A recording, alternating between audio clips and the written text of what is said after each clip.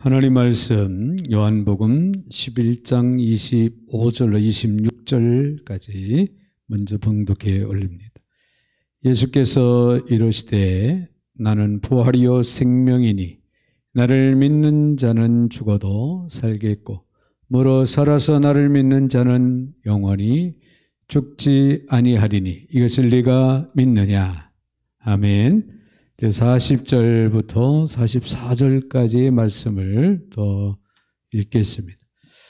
예수께서 이르시되 내 말이 내게 믿으면 내가 믿으면 하나님의 영광을 보리라 하지 아니하였느냐 하시니 돌을 옮겨 놓으니 예수께서 눈을 들어 우러러 보시고 이르시되 아버지여 내 말을 들으신 것을 감사하나이다. 항상 내 말을 들으시는 줄을 내가 알았나이다. 그러나 이 말씀 하옵는 것은 둘러선 무리를 위함이니 곧 아버지께서 나를 보내신 것을 그들로 믿게 하려 함이니이다. 이 말씀을 하시고 큰 소리로 나사로야 나오라 부르시니 죽은 자가 수족을 베어 배로 동인 채로 나오는데 그 얼굴은 수건에 쌓였더라. 예수께서 이르시되 풀어 놓아 다니게 하라 하시니라. 아멘. 거룩하신 하나님, 은혜와 사랑을 감사드립니다. 오늘도 저희들을 사랑 가운데 불러주시고 또 인도하여 주셔서 하나님 앞에 예배하며 이 시간도 말씀 앞에 설 수 있도록 복을 주신 참으로 감사를 드립니다. 이 한 시간도 주의 영으로 함께하여 주셔서 저희도 하나님의 말씀을 들을 때 깊은 은혜와 깨달음이 있게 해 주시옵시고 하나님을 향한 뜨거운 마음, 위대한 마음으로 결단 고백하는 시간 되게 하여 주옵소서. 종의 입술을 주관하심으로 우리 하나님 홀로 영광을 받아 주옵소서. 예수님의 이름으로 기도하옵나이다. 아멘. 아멘. 우리 한번 옆에 분들하고 인사를 나누겠습니다. 우리에게는 부활의 소망이 있습니다. 이렇게 한번 인사하시기 바랍니다. 우리에게는 부활의 소망이 있습니다. 할렐루야. 자, 요한복음에는요, 예수님의 신성을 증거하는 7개의 표적이 있습니다. 네. 그동안에 우리는 그 표적들에 대한 말씀을 통해서 함께 생각하면서 은혜를 나누었습니다. 오늘 본문은 마지막 7번째 표적으로 인생의 마지막 장애물인 죽음을 극복하도록 예수님이 우리를 어떻게 도우시는지를 잘 알려주고 있는 그런 말씀이 기록이 되고 있습니다. 인간의 죽음에 대한 하나님의 처방, 예수님의 해답은 다름 아닌 부활이었습니다. 그것을 나사로의 부활을 통해서 입증해 보이고자 하셨던 것을 우리가 알 수가 있는데요. 그래서 나사로의 완전한 죽음이 입증되기까지 그가 무덤에 들어간 지 나흘이 경과되기를 기다리셨던 것을 우리가 볼 수가 있습니다. 자, 그동안 나사로에 있는 마르다와 마리아 자매는 얼마나 좌절하고 절망을 했겠습니까?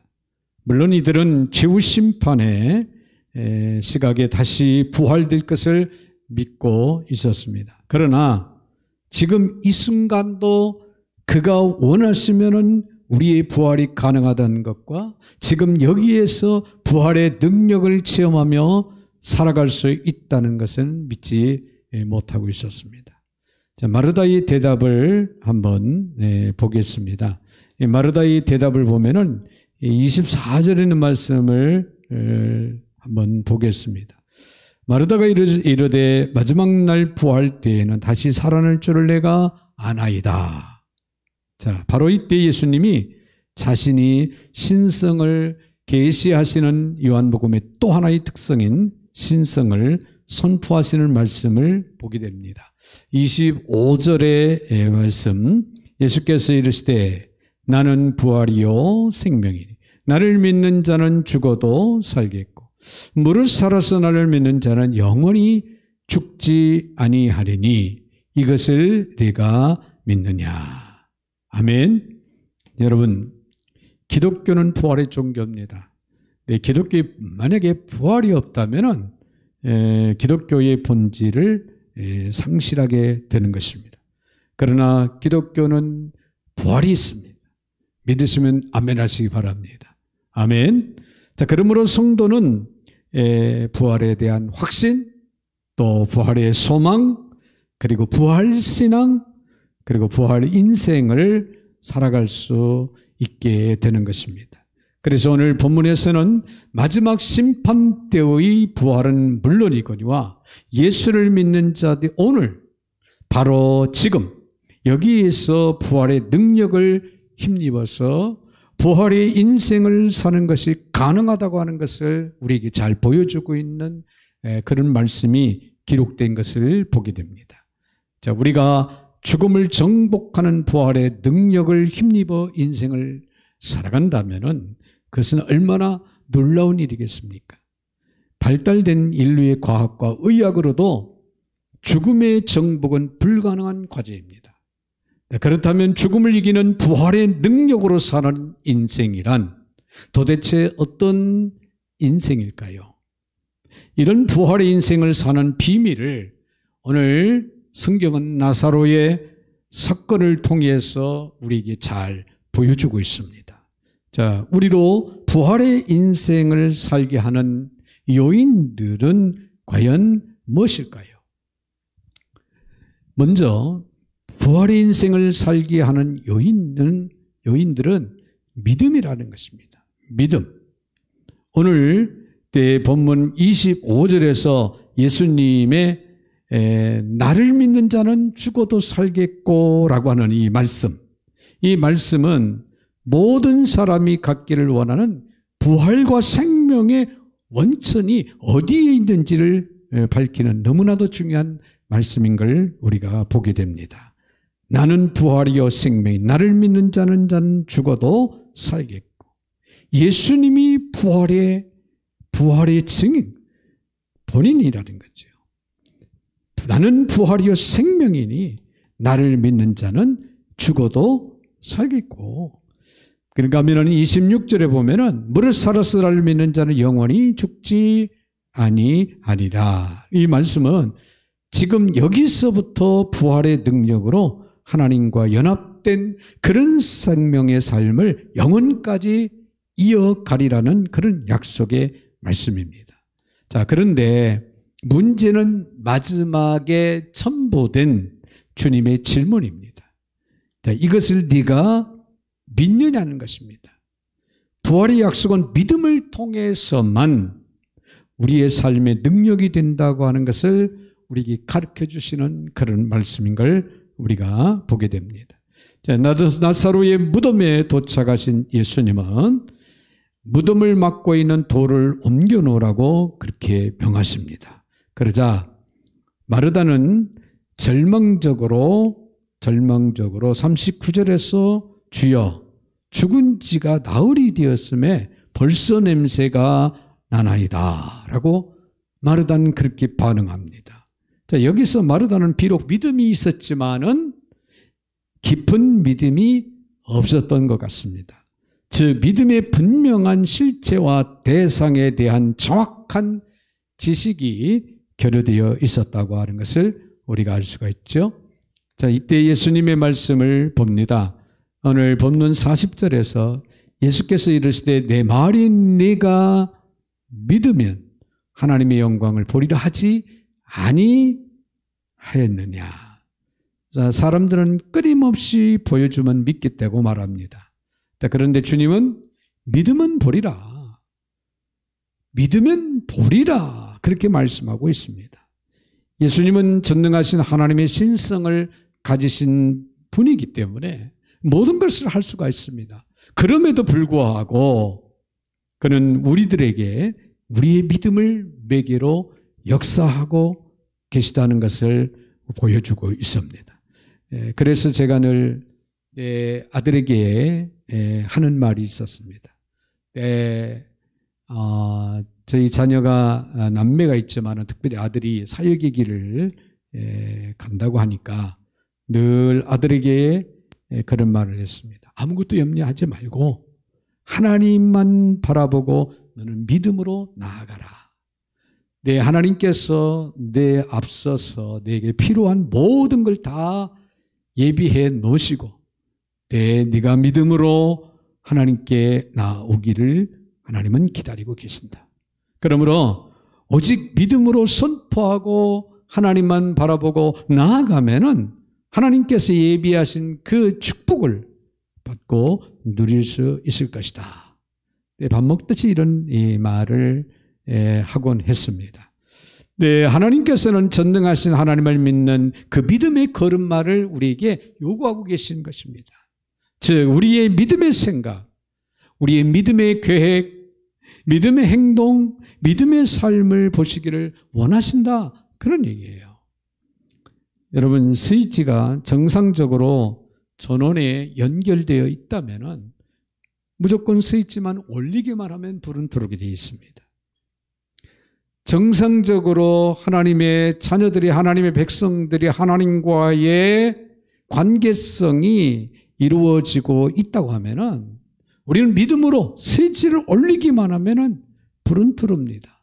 놀라운 역사들을 체험하게 되고 하나님의 축복을 받게 되어 있습니다. 그러므로 믿음의 스위치를 올리기만 하면은 하나님의 살아계심과 하나님의 위대하심과 하나님의 신성을 체험하는 놀라운 기적이 우리에게 있게 될 줄로 믿습니다.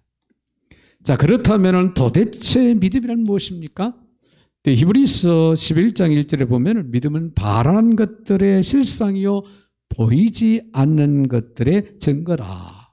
그렇게 기록하고 있죠. 여기서 실상이라고 하는 이 단어를 원어적으로 보면은 아래에서 받쳐준다 그런 뜻이 담겨져 있습니다. 아래에서 받쳐준다. 즉 믿음이 우리가 바라는 것들을 받쳐주는 근거 혹은 기초가 된다는 뜻입니다. 여러분, 보이지 않는 것을 우리가 어떻게 믿습니까? 네, 보이지 않는 것을 보라고 한다고 하는 것은 극히 어려운 이야기가 아닌가 생각이 됩니다. 근데 이 믿음을 가지면은 즉 받쳐주기 때문에 볼 수 있게 되는 역사가 있게 되는 줄로 믿습니다. 인생을 살다 보면은 더 이상 아무것도 바라볼 수 없는 절망의 벽을 만나곤 하지요. 그러나 믿음의 사람들은 이 절망의 벽을 넘어서 앞으로 전진해 나갑니다. 믿음으로 바라보기 때문에 그렇습니다. 볼 수 없지만은 하나님의 약속의 말씀에 근거해서 믿는 것, 이것이 성경적인 믿음의 본질입니다. 히브리서 11장에 믿음의 사람들의 드라마는 모두 이런 믿음이 낳은 삶의 결과를 살아낸 그런 사람들이다. 그렇게 우리가 생각할 수가 있는데요. 자, 믿음으로 아브라함은 어땠습니까? 미지의 땅을 향한 모험으로 출발합니다. 갈 바를 알지 못했다고 그랬습니다. 그러나 하나님의 그 말씀을 따라서 믿음으로 그는 출발합니다. 어디로 가야 될지, 어떤 상황들이 벌어질지를 전혀 알지 못하는 가운데서 미지의 땅을 향해서 모험으로 출발을 하지요. 믿음으로 모세는 백성을 이끌고 출애굽의 여정에 올라갑니다. 역시 모세도 역시 그 60만이 넘는 이스라엘 백성들을 데리고 출애굽하게 되면은 어떤 상황들이 앞으로 벌어질지 아무것도 모르는 상태에서 이제 믿음으로 출발을 하게 됩니다. 믿음으로 이스라엘 백성들은 홍해를 건넜습니다. 믿음으로 그들은 또한 여리고 성벽을 7일 동안 도는 무모한 순종을 감행하지요. 그러자 그들의 믿음이 마침내 여리고성을 무너뜨렸습니다. 자, 이들의 공통점은 무엇입니까? 자, 믿음이 가져온 부활 인생의 체험이었다고 우리는 그렇게 볼 수가 있습니다. 믿으면 우리는 부활의 기적을 맛볼 수가 있습니다. 부활의 인생을 경험하게 된다고 하는 사실입니다. 그러므로 우리에게는 부활의 인생을 살아가기 위해서 필요한 요건인 믿음. 하나님 앞에서 우리는 오직 믿음으로 생각하고 계획하고 믿음으로 행동하고 전진해 나아가는 삶을 살아간다면 부활의 능력을 체험할 것이고 부활의 기쁨을 느끼며 감격 속에 살아갈 것이고 부활의 신앙을 통하여 날마다 승리의 삶을 살아가는 축복이 있게 될 줄로 믿습니다.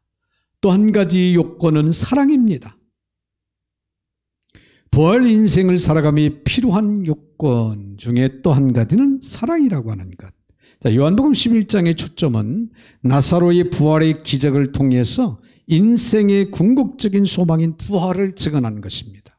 자, 그런데 이미 본 것처럼 11장이 열리면서 나사로와 그의 가족 마르다와 마리아 자매를 소개하면서 요한복음 성경 기자는 주님이 그들을 사랑하신 것을 강조했지요.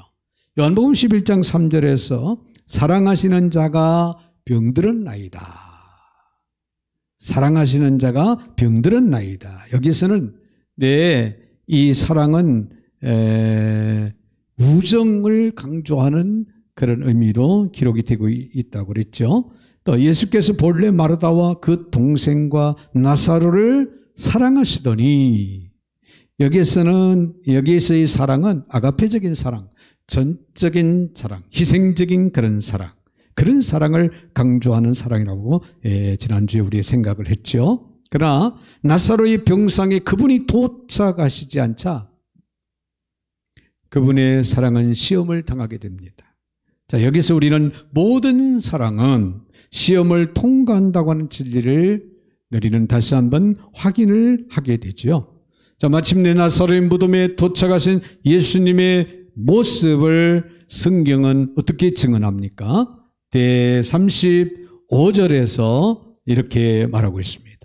예수께서 눈물을 흘리시더라.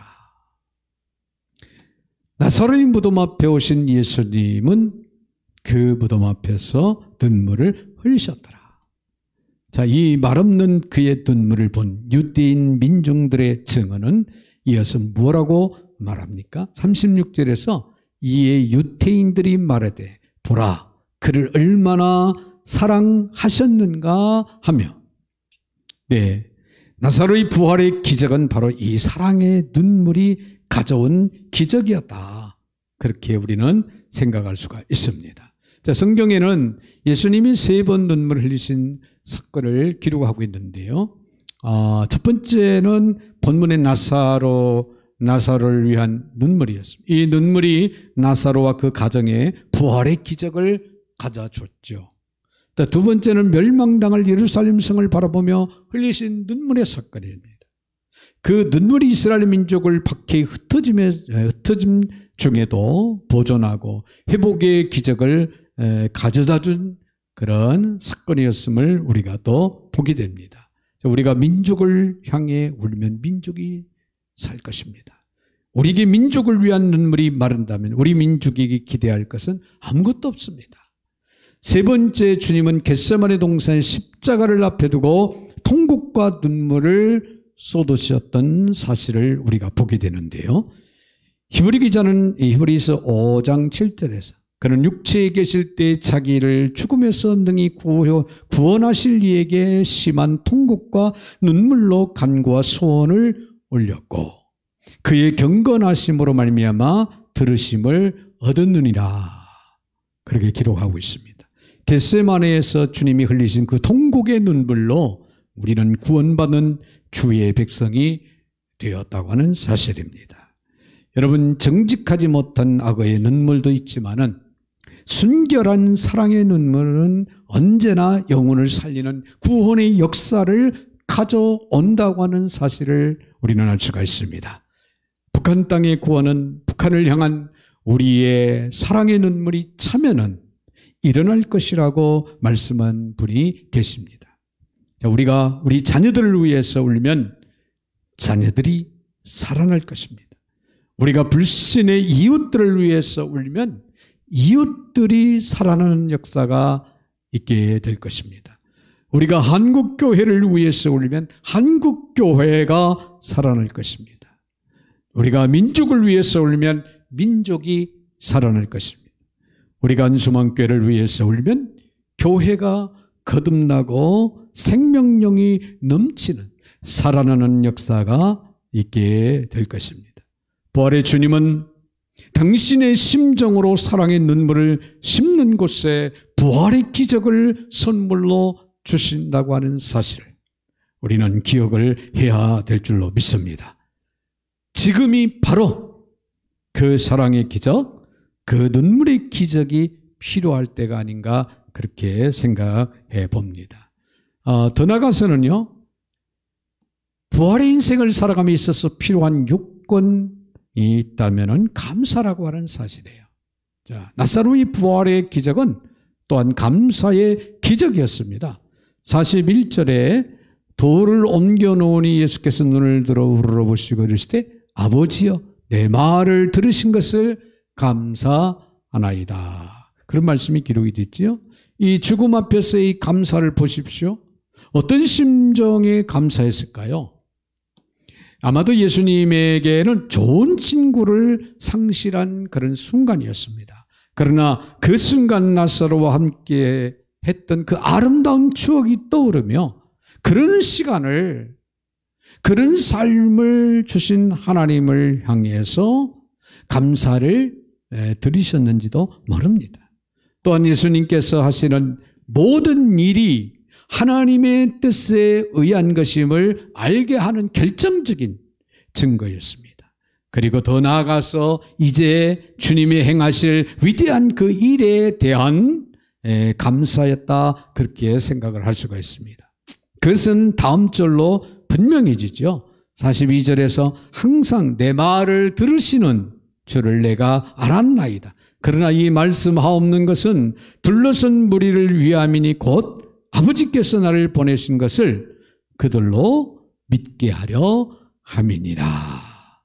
네, 진정 이런 감사야말로 하나님의 능력과 현존을 믿는 사람이 아니면은 사실 불가능한 감사가 아니겠는가 그렇게 생각이 되어집니다. 그러나 오늘 예수님께서는 하나님 앞에서 하나님께서 본인의 그 행하시는 위대한 일에 대한 감사, 하나님의 뜻에 의한 것임을 알게 하신 증거를 통해서 감사하는 그 감사를 우리가 여기서 보게 됩니다.